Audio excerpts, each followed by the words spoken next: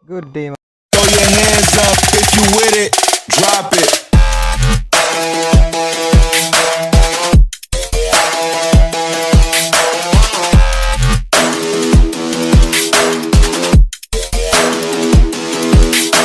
mga idol.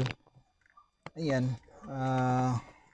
Nabaklas na natin yung mga idol intake manifold at saka yung common rail AGR.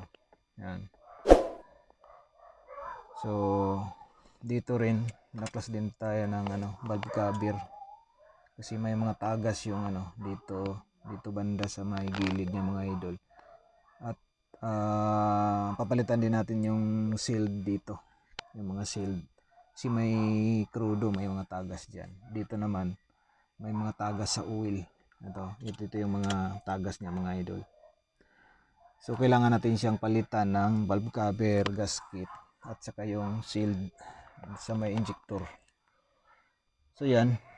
Yan, linisan natin yan mga idol. Sobrang ng dumi. Ito yung update natin mga idol sa part ng i-restore natin na Tokidi engine na nabili ng mura na medyo low power siya mga idol. So ito yung mga dahilan mga idol. Ito yung mga cause ng sobrang dumi mga idol ng carbon. Kaya minaklas natin yung yung intake manifold. So para malinis siya mga idol. Tsaka yung EGR niya mga idol. Common rail, linisin din natin.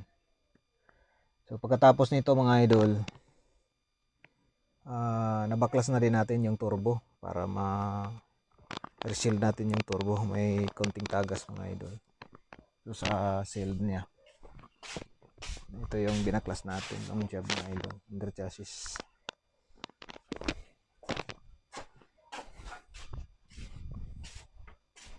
So dito.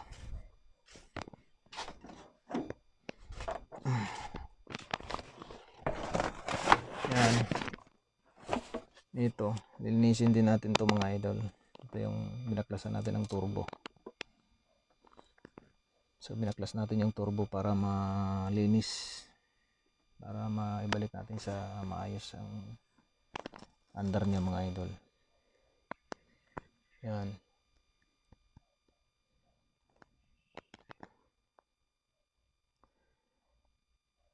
Tapos nating ilinis yun mga idol.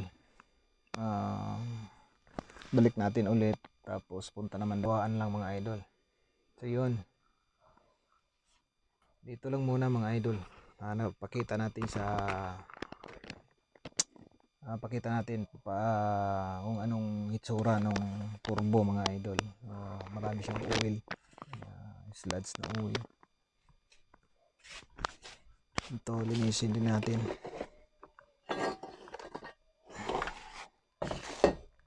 Yan. Para malinis talaga mga idol. Ito yung van na nabili nila bossing ng mura. Pinarestore sa atin. Na kondisyon. So dito lang muna mga idol. Yung video natin. Paki-support mga idol sa channel natin si Akaybaya TV. Paki-like and share. And paki-pindot naman sa notification bell para updated tayo sa susunod natin video mga idol. Thank you. Thank you. Thank you.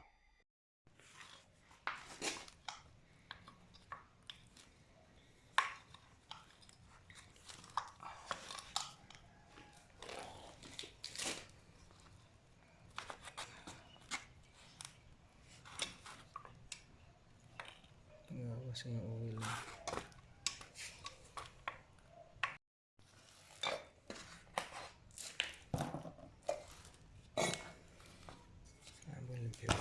Limpiwan mo ito.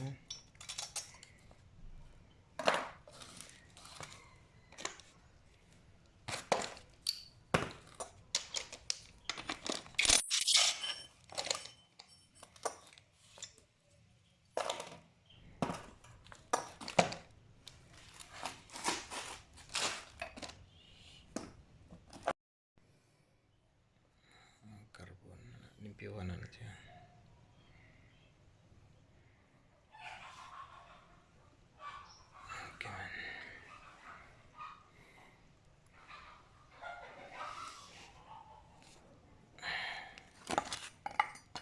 Siyuhan na ni siya.